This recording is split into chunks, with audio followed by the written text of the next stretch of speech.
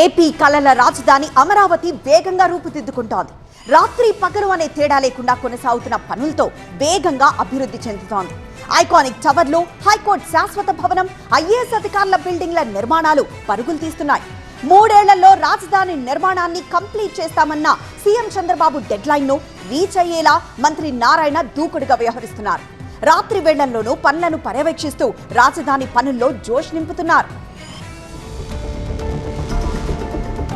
అమరావతి పనులు jet speed తో జరుగుతున్నాయి. గత కొన్ని వారాలుగా పగలు రాత్రి అనే తేడా లేకుండా భారీ స్థాయిలో కన్స్ట్రక్షన్స్ కొనసాగుతున్నాయి. 3 ఏళ్లలో రాజధాని నిర్మాణాన్ని పూర్తి చేస్తామన్న ముఖ్యమంత్రి చంద్రబాబు ప్రకటనకు తగ్గట్టుగానే అమరావతి అభివృద్ధి పనులు డే అండ్ నైట్ షిఫ్టుల్లో శరవేగంగా దూసుకెళ్తున్నాయి.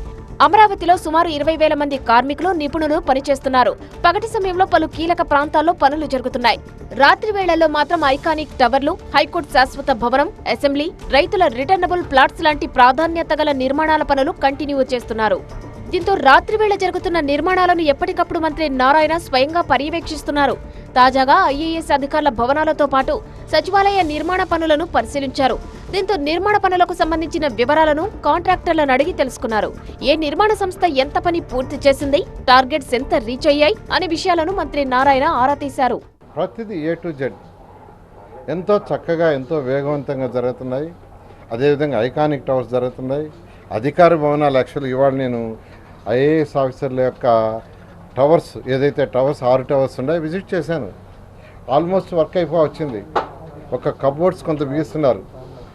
ఈ కబోర్డ్స్ 6 టవర్స్లో కొన్ని టవర్స్ పూర్తి అయిపోయినాయి. నేను విజిట్ చేసిన టవర్ పూర్తి అయిపోయింది. మరికొన్ని టవర్లు బహుశా ఇంకొక 1 వీక్ 10 డేస్లో పూర్తి అవుతున్నాయి. అమరావతి క్యాపిటల్ సిటీలోనే 350 కిలోమీటర్ల ట్రంక్ రోడ్ల పనులు, 1500 కిలోమీటర్లలో లేఅవుట్ రోడ్ల పనులు వేగంగా కొనసాగుతున్నాయి. అసెంబ్లీ, హైకోర్టు, ఐకానిక్ టవర్స్, అధికార భవనాల నిర్మాణ పనులు డెడ్ లైన్ పెట్టుకుని మరీ చేస్తున్నారు. UCD, drinking water, reused water, smart water drains, electrical ducks, telephone ducks లాంటి అన్ని బేసిక్ ఇన్ఫ్రా పనులు సైతం స్పీడ్గా జరుగుతున్నాయి. 4026 అధికారుల భవనాల పనులు కూడా ఎంతో వేగంగా నిర్వహిస్తున్నారు. ఈ క్రమంలోనే జూన్ నుంచి దశలవారీగా జీఏడీకి హ్యాండ్ ఓవర్ చేస్తామని కాంట్రాక్టర్లు తెలిపారు.